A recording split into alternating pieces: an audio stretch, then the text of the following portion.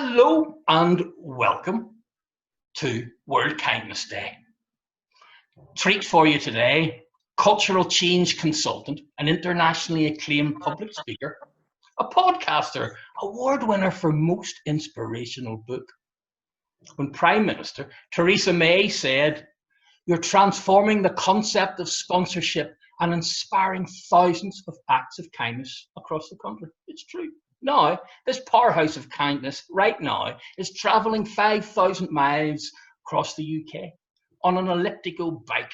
It's like a standing-up bike, visiting every city in the UK as part of the Sunshine People Challenge to inspire people to do acts of kindness. She describes herself as an accidental researcher of kindness. It can only be, it is. It's Nahla Summers. Hello, Nahla. Wow, thank you so much. What a great introduction. I'm very honoured. And you sell it so well as well, though. Well, it's all true. It's all true. And it's really fantastic that we can do this on World Kindness Days. It just could not be more appropriate. So why an accidental researcher of kindness? It sounds much more flippant than it probably is, actually. But, you know, usually people will go into something and they'll go into law or they'll become a doctor, and it's deliberate. You go to university and you learn about it. I was actually previously in facilities management, working my way up in the leadership realm of the world. And what happened was I started Sunshine People, which is where I do a challenge every year, and I ask people to show their support by doing an act of kindness instead. And what happened was I just ended up being gifted stories of kindness and books. And it's like, you know, your favorite aunt who collects penguins. You'll always buy her a cuddly penguin little thing about penguins, or, you know, it's the same. And it became the same for me with kindness. And so I call myself the accidental researcher of kindness, because it was this evolution of understanding that human connection that we have through kindness. And did this evolve over time, or was there an original initial spark which kind of brought the idea to your mind? Yeah, I mean, Sunshine People started because I had raised a lot of money when I climbed Kilimanjaro in memory of my partner, who passed away the year previously. And when I called a charity and said, "What will we do with the money?"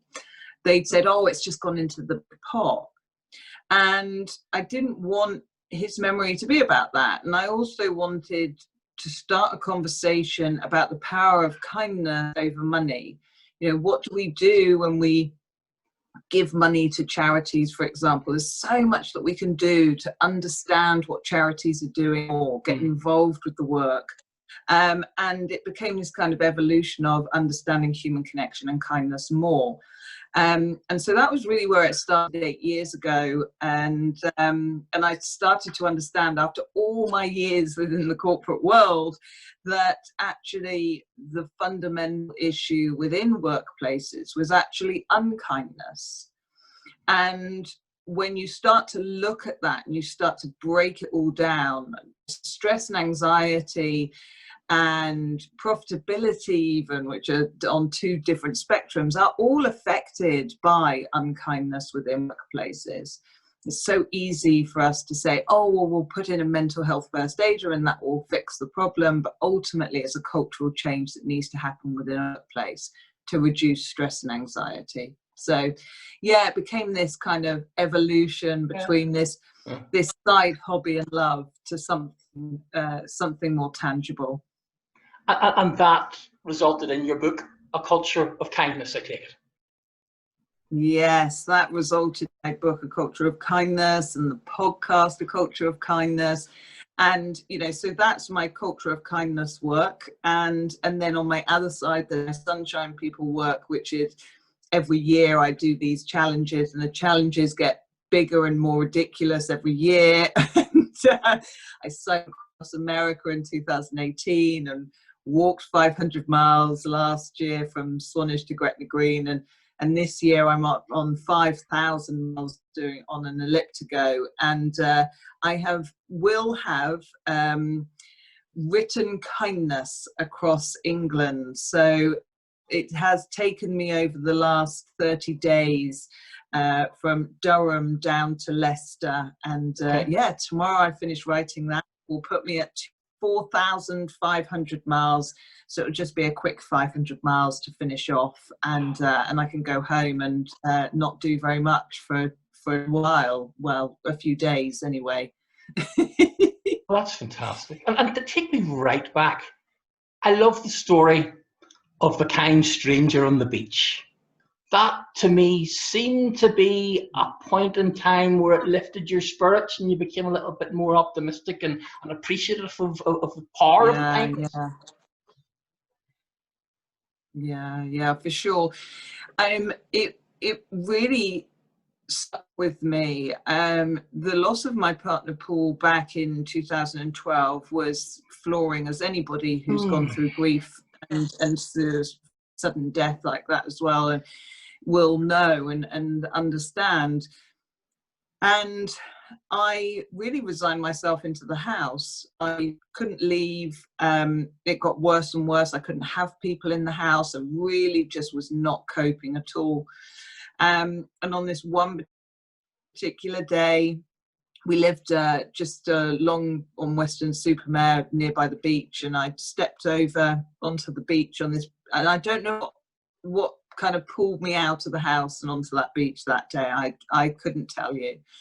But the sun was setting, and there was a man on a horse doing a figure of 8 backwards in the far distance, and I was kind of mesmerized by it. And the man came up walking his dog, another man, and said, "Oh, is the horse yours?" And I said, "Oh, no, it's not mine."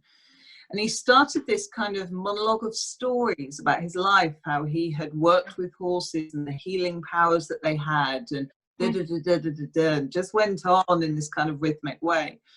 And when he left, I suddenly felt lighter, not like the grief had suddenly gone and that I was suddenly healed and everything was okay. It wasn't like that. But it was everything in my peripheral vision had been darkness. I suddenly felt some lightness in there.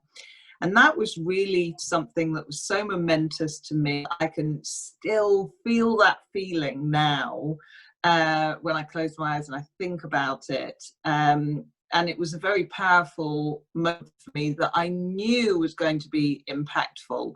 And it was a starting point to the kindness and sunshine people and all of that.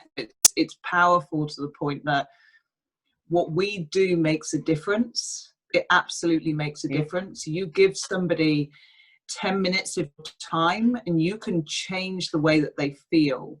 You can change somebody. There's stories time and time again of people who were going to commit suicide who didn't because of the stranger that they met. We have the power to be better to each other, and that goes in social media, that goes within our workplaces, our political arena, all of it across the spectrum. And I don't mean, just buying someone coffee, which is all very nice, but it's about being present and listening to people. It's about being careful how we word things, because we stand in the shoes of somebody else and try and understand what it feels like to stand in their shoes, because everyone's got a different story behind them, right? Every culture is different, every religion is different. And it's whether you want to make a positive impact or whether you want to just make an impact and not really be that thoughtful about it.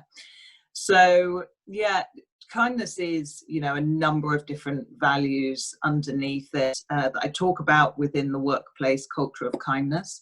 And and that includes, being present, integrity, gratitude, and also the courage to be kind, right? Because that can be so challenging to really stand in the shoes of empathy for somebody else. So yeah, it's I could talk all day about it. I have to say, I've got so many facets of conversation about it. Yeah.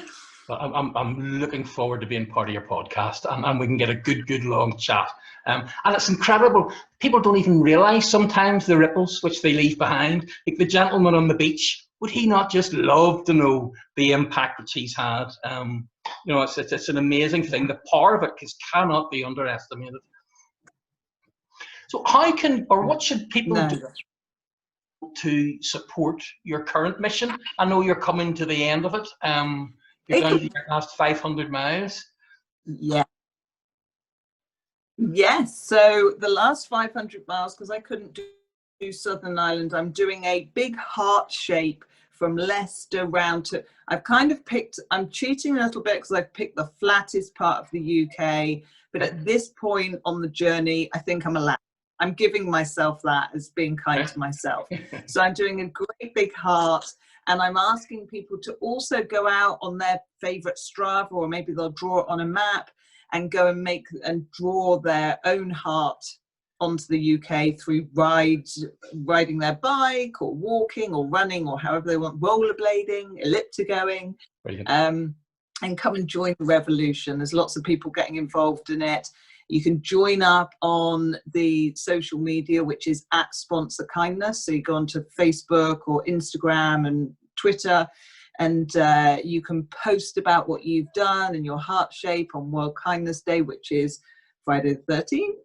And I'd just love to hear your stories and your actions from it as well. And of course, LinkedIn as well. There is a Sunshine People page on LinkedIn, so come and join there. Look, it's tremendous, wonderful, uplifting stuff, and it's great that we hit upon it today in World Kindness Day. So yes, people, if you're out there, do come on board and be part of this magnificent mission. And Nahla, I know we will keep in touch for a long time, but it's an absolute joy to meet with you and have a chat with you. And safe home, as we say in Northern Ireland, keep her between the hedges. Thank you so much, Glenn. Can't wait to speak to you again soon. My pleasure. All the very best to you, and good luck with everything.